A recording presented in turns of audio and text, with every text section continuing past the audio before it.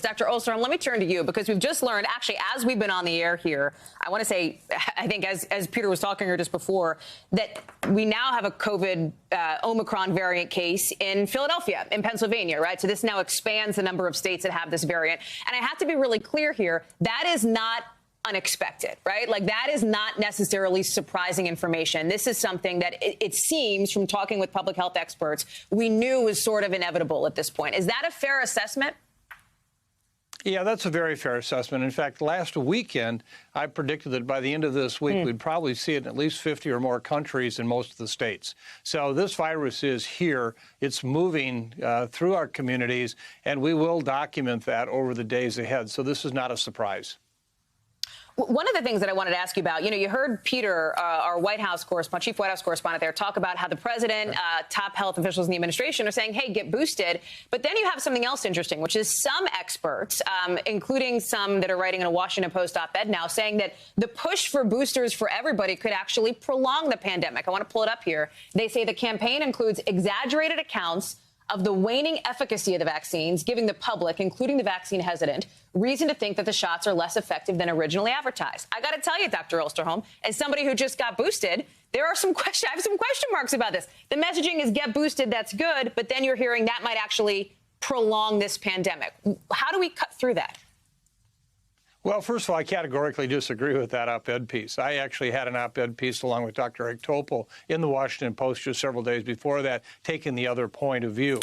All along, when we put these vaccine programs together, it was based on information where we did studies looking for how could we get these vaccines out quickly in the pandemic, both in terms of making sure they were safe, but also that they provided some protection.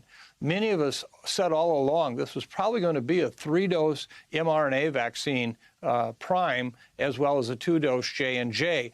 And so we were not surprised by the fact that we just needed that 3rd dose all along.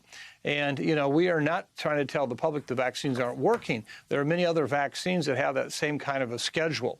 And so what we can show is that if you get your first dose of an mRNA vaccine like Moderna or Pfizer, you get a boost. You get your second dose, you get a much better boost. You get your third dose, you get an incredible boost. And that's exactly what Dr. Fauci was talking about today, why that's important, because that can actually offset the immune evasion we see with this particular variant. A spokesperson for the WHO today said that they're seeing that previous natural infection or natural immunity isn't protecting people necessarily against being reinfected by Omicron. Understanding that there's not a ton of data out here yet, I know that there is still, more time needed to assess this, but I wonder what, if any, preliminary conclusions you can draw from that.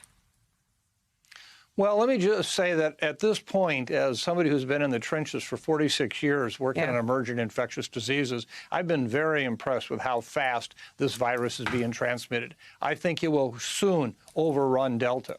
Let me just stop you there. You think it'll be the primary variant in this country, Omicron, rather than Delta? No, I think for the whole world, not just this country. And it will happen relatively quickly. So just mark my word, a month to 6 weeks from now, I think that Omicron will be the new Delta. But I think the big question is, even though we know it's more transmissible, what does it do in terms of serious illness? Does it cause more serious illness or not?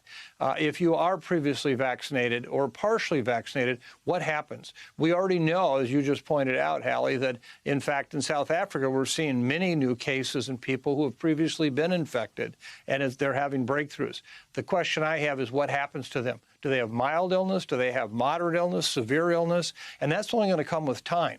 This, hospitalization and deaths are unfortunately we call lagging indicators. They're often 2 to 3 or 4 weeks after the cases occur.